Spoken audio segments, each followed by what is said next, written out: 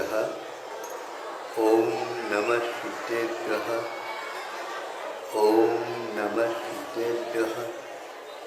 अहिंसा परमो धर्म की, आचार्य गुरुवर श्री कुंद कुंद भगवान की, आचार्य गुरुवर श्री ध्यान सागर मुनि महाराज की, महाराज जी की, समस्त आचार्य संघ की।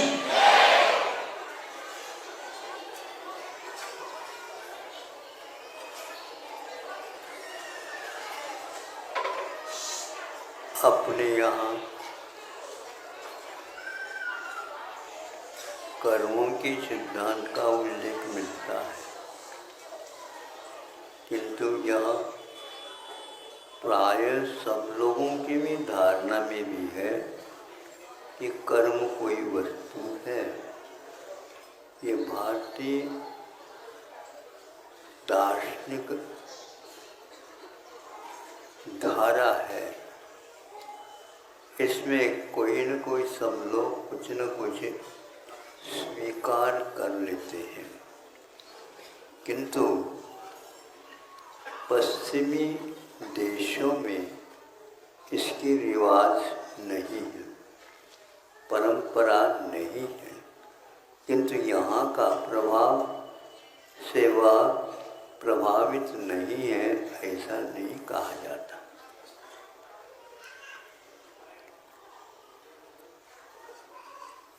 विश्व कोश माना जाता है, एनसाइक्लोपीडिया बोलते हैं आप लोग। उसमें विदेशी व कोश होकर के भी उसमें यह अंश भाव आया है। या तो वो इसको ज्यों का त्यों अपने कोश का विषय बना लिया, व्याख्या में वे कहीं भी प्रवेश नहीं कर पाए। ऐसा क्यों होता है? तो लौकिक परंपरा में जो चलता है उसको हम उपेक्षित भी नहीं कर पाते, लेकिन अर्थ की ओर जाने से उसकी उपेक्षा के स्थान पर अपेक्षा अपने आप जुड़ती चली जाती है। उसमें उन्होंने उल्लेख ज्यों का त्यों भारतीय परंपरा है, उसको ज्यों का त्यों लिखित के रूप में रख दिया।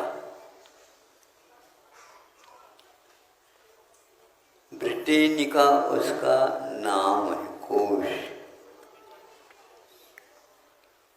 ब्रिटिश संबंधी कोश है, इसलिए ब्रिटेनिका कहा, लेकिन विश्व का सारा उसमें समावेश हो जाता है।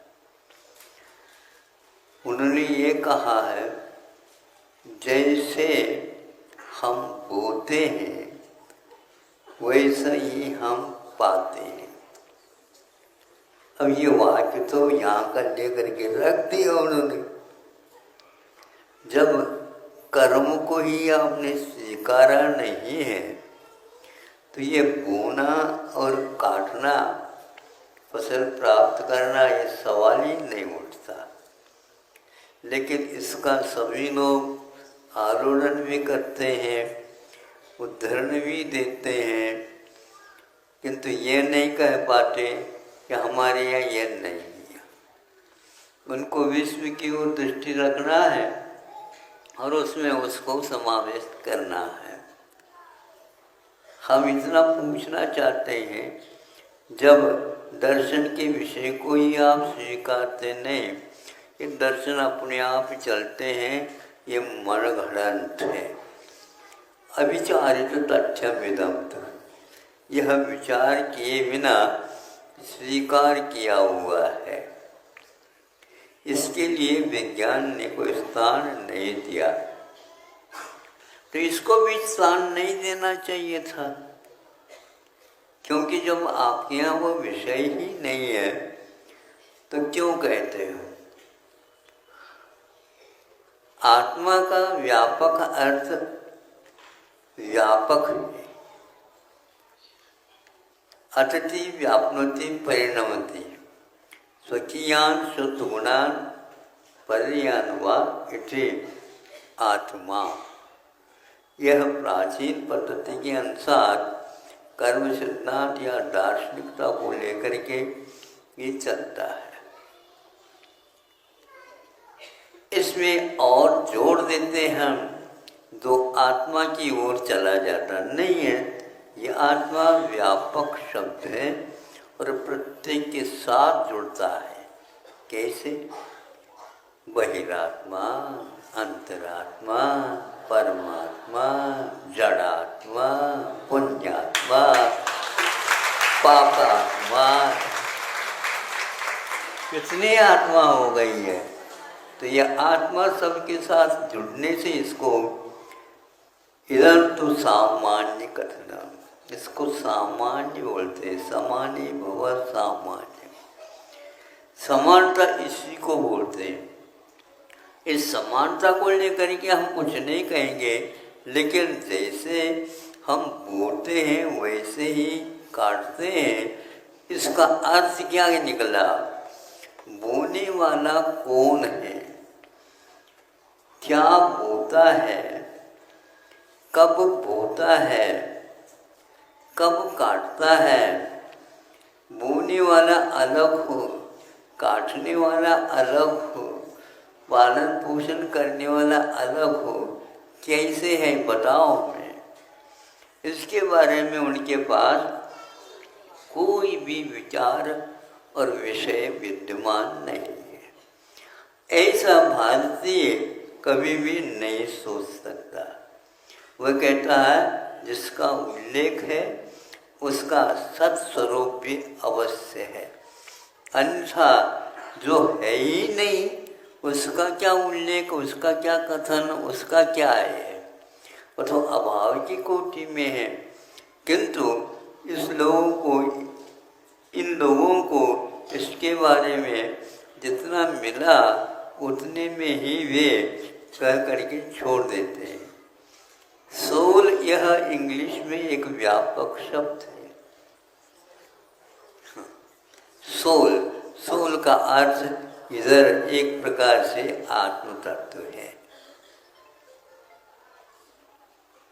लेकिन वह एक प्रकार से स्वामी के अर्थ में लेते हैं तो उसके साथ साथ सोल इटसेल्फ, हाँ, आत्मा अपने आप में क्या है तो वह चैतन्य को स्वीकार नहीं कर पाते, क्योंकि उसको स्वीकार कर ले वैज्ञानिक लोगों का तथ्य सब अतथ्य के रूप में प्रवृत्त हो जाता है। इसलिए मैं कह रहा हूँ वह कर्ता जो होता है वह बहुत प्रमुख हुआ करता है। क्रियाएं उसकी होती हैं, अन्य किसी की नहीं होती। तो जिसने बोया उसने काटा है कि जिसने बोया उनको नहीं, उनके और परंपरा से कोई हो उसको काट ले, ऐसा नहीं हो सकता। क्योंकि जिसने बोया या जो बोया वही काटने में आता है, तो उसी को उसका फल भी मिलेगा। ये कर्म सिद्धांत है। आपने बोया और आपको न मिले तो आपने साधना की और आपको मुक्ति नहीं मिले तो क्या होगा? आप इसको पसंद करोगे कि नहीं, हमने सब काम किया, तुम आकर के बैठ गई खाने के लिए। तो यह महसूस तो होता है कि सेल्फ क्या है, लेकिन without help there is no self.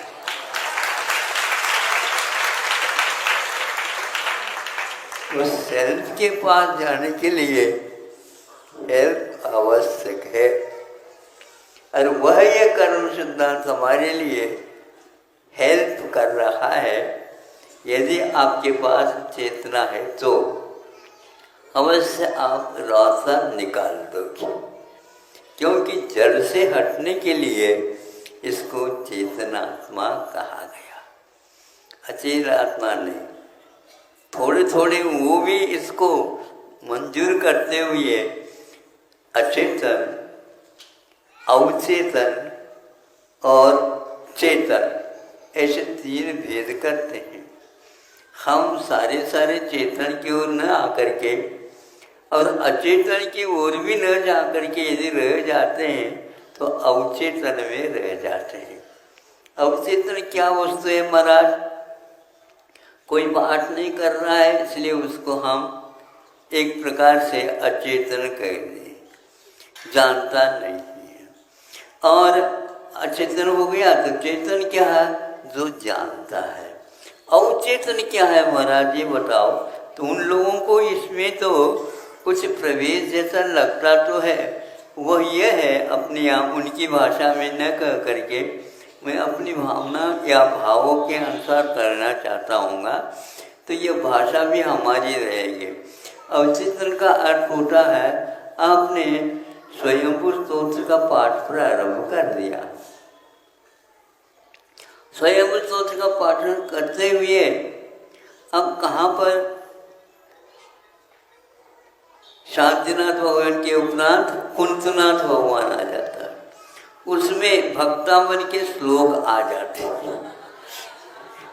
नहीं समझे? हम वसंत तिल का है तो ये है अवचेतन है। क्या पाठ कर लिया आपने? भक्तावली का पाठ कर लिया, लोग बीच में कुंतनाथ भगवान भी तो आ गए, ये आपको भी मालूम नहीं। इसको बोलते हैं अवचेतन।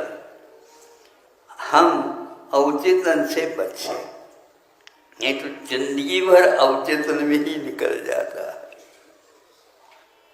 इसलिए चेतन भी है, अवचेतन भी है।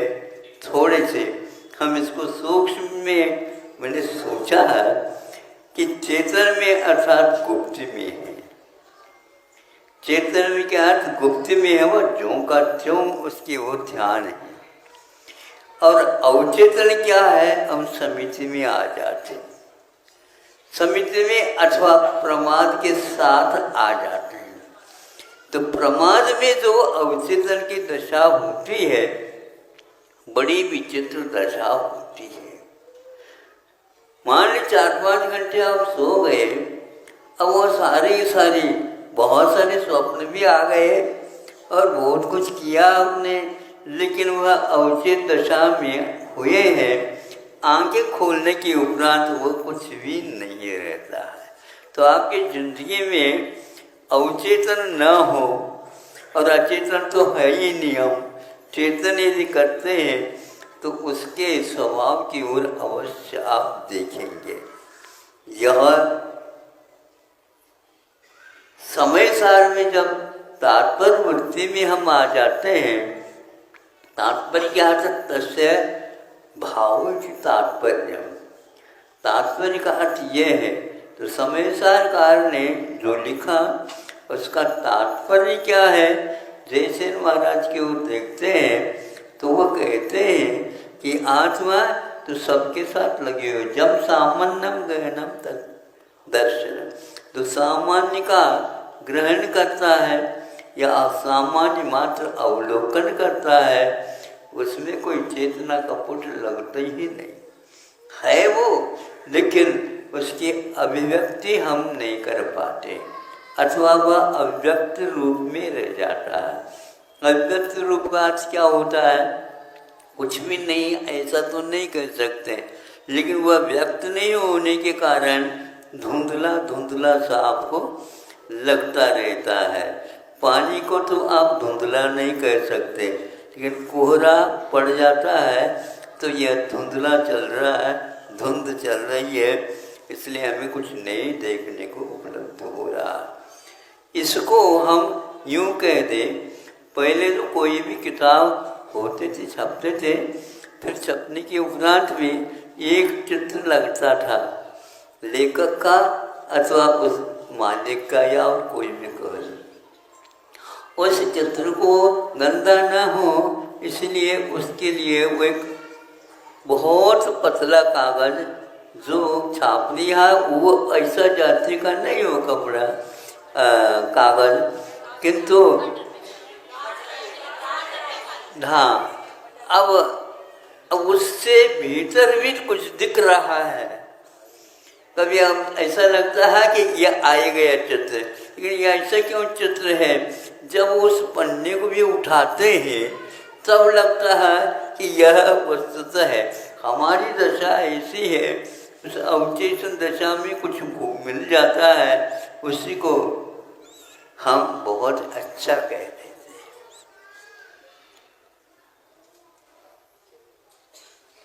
स्वर्ग से सुंदर और सपनों से प्यारा।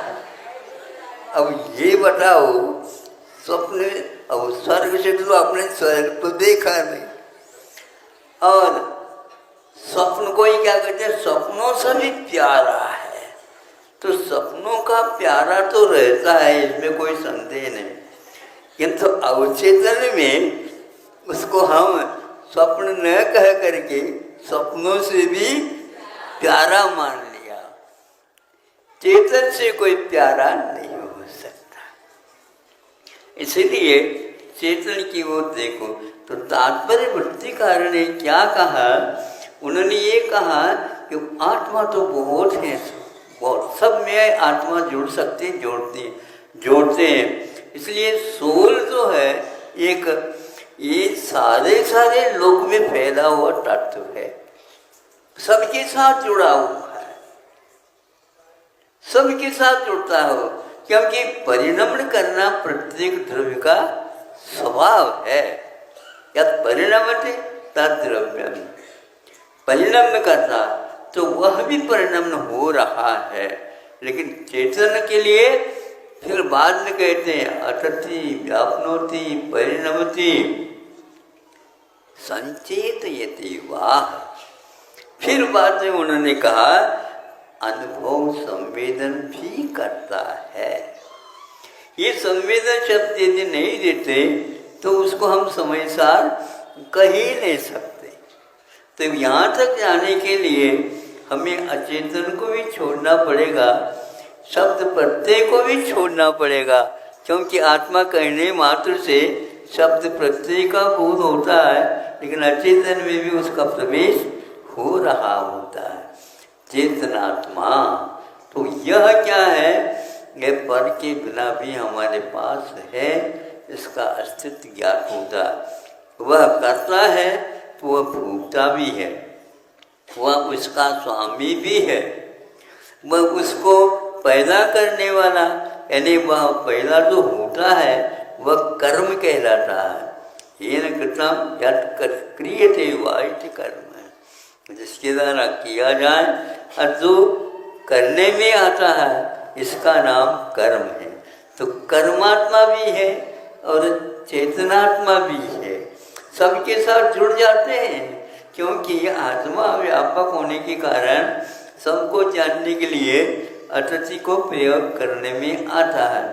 ये शब्द प्रत्यय और अर्थ प्रत्यय, ये दोनों प्रत्यय अवचेतन में हम देखते हैं और चेतनता में संवेद जाता है। आप लोग संवेदन की ओर दृष्टि रखें। इसीलिए ये कहा, यदि समझ में नहीं आए तो उदाहरण तो याद कर ही दो, समझ में आ जाएगा। इसलिए वह क्या होता है, कब होता है, किसने बोया, आदि आदि के बारे में सोचेंगे, अवश्य ही एक चेतन आत्मा की खोज हो सकती है, होना चाहिए।